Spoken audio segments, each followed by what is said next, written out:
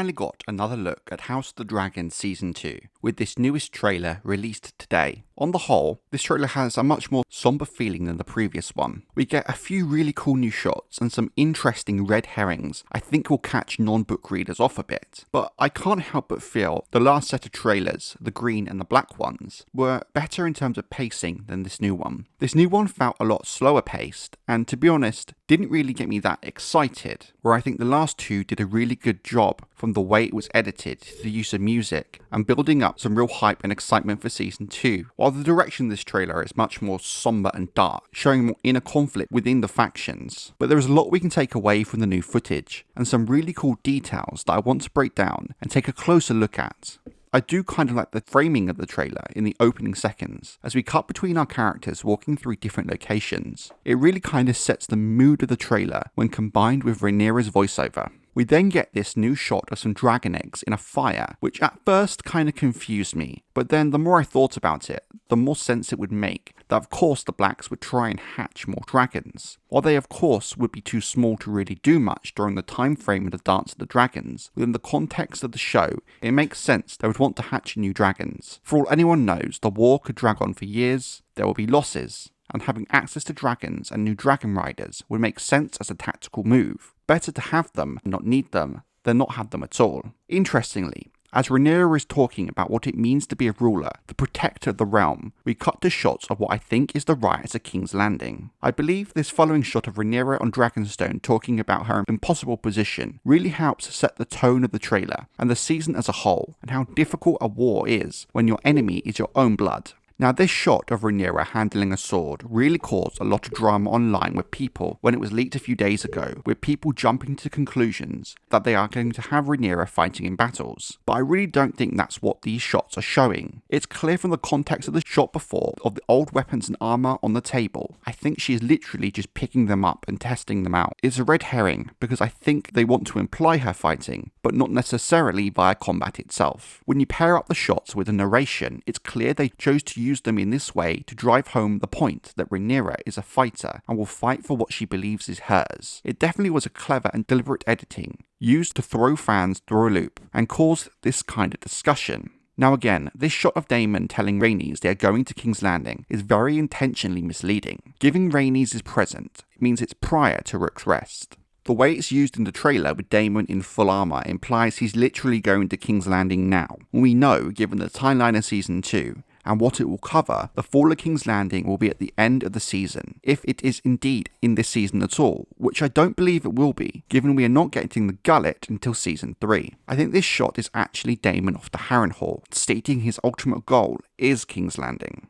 I think this shot of the Green Council is likely after Blood and Cheese, with them meeting to discuss the response to the assassination of Jaehaerys. I really like the sense of authority Aegon now is speaking with. He is no longer this nervous and indecisive mess he was at the end of Season 1, but now acting with the authority of a king. He seems to have embraced his role, even if it is something he initially didn't want. This is 100% the Aegon I think fans wanted to see in Season 1, and I think really is going to show the growth of the character in Season 2. We then have shots of Otto and Alicent preaching caution to Aegon, with Aegon showing his fire and rage, which again to me suggests this is all happening post Blood and Cheese, with Aegon clearly now wanting to be on the front foot, taking the fight to the Blacks. With the shots of Criston Coles, Aemond cut into the sequence as well, I think it really shows the divide that's happening between the Greens, wherein Otto and Alicent are kind of forced out of power, with Aegon, Aemond, and Cole really taking control of the situation and approaching the war in a way Otto and Alicent never would.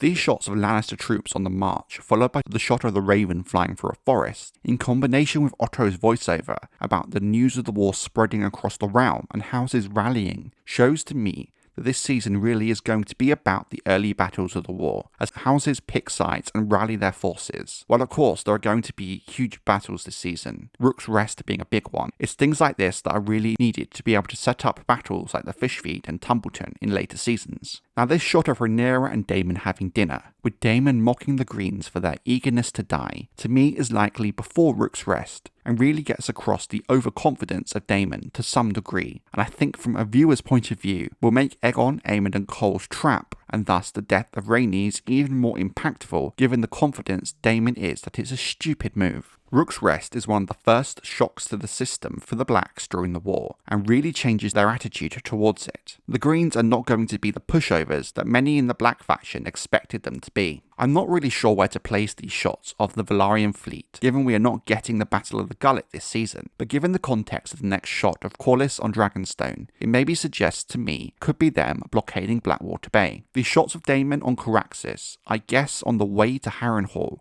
with his voiceover, I think is supposed to suggest to the audience a conflict between Rhaenyra and Daemon about her position as queen. And while I do think there will be an element of that with Daemon having a hard time with the transition, I think these clips have been taken from several different scenes to make it seem like a bigger conflict than it's really going to be this season. I think in reality, some of these snippets of conversation is going to be more likely Daemon trying to motivate Rhaenyra to make some hard decisions, but there still will be this lingering jealousy on Daemon's part, given how long he desired the throne for himself. Now, I love these shots of Aegon on Sunfire. I really think season 1 missed a step by not showing Aegon and Sunfire and changing the way his coronation was handled. Not only do we get to see Aegon on Dragonback, but also in full armor that myself and some fans have speculated could potentially be Valyrian still, from some close-up shots from the last trailer. While we don't get any new information to work with here, it's still great to see Sunfire. This all, of course, is building up to Rook's Rest, which of course we get to see for the first time in this shot as the Green's forces approach the castle. What I really love about this conversation between Aemond and Alicent about the war and Alicent's doubts is it really again enforces the divide that is happening in the Green faction, as Alicent and Otto are kind of forced into the background, with Aegon, Aemond and Cole taking control of the faction. We finally get our first look at Cregan Stark at the wall with Jace. I know a lot of fans were shocked at how young they cast Cregan, but he really is that young and is what makes the final phase of the Dance of the Dragons so compelling from a storytelling point of view. We then have this shot of a dragon rider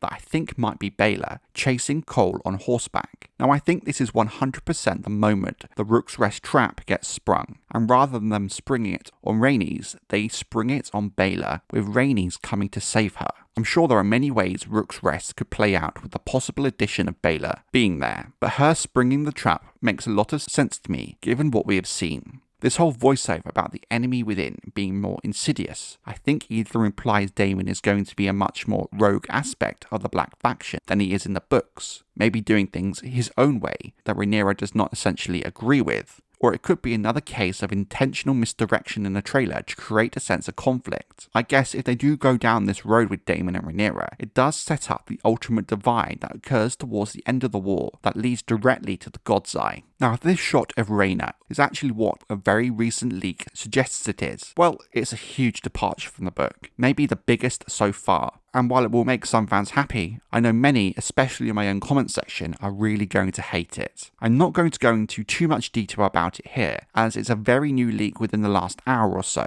and I'm really trying to piece it together. But if Wakes the Dragon on Twitter is correct with this leak, then it looks like Rhaenyra will be taking the place of Nettles in the story, with her claiming Sheepstealer in the Vale. If this is in fact true, I have no idea how this is going to work in the wider picture of the story, especially the post-Dance of the Dragons aspect of it. But Wakes the Dragon has been really reliable with their leaks when it comes to Season 2, and I have no reason to doubt them about this one. But I will be looking for more information about this and trying to piece it together a little bit more, and will be making a video in the next week or so about the rumour and the implications if it is in fact true. There is then this shot of Mysaria talking to, I guess, maybe Daemon. I kind of think this could be the pair planning blood and cheese, but this may even be followed by a shot of blood receiving payment and then breaking into the Red Keep. Now this shot of Alicent during the riots at King's Landing is, well, a bit odd, as it seems like Harold Westerling is with Alicent, which is, well, a bit strange given his reaction to the idea of Aegon being king at the Green Council and his altercation with Cole. So yeah,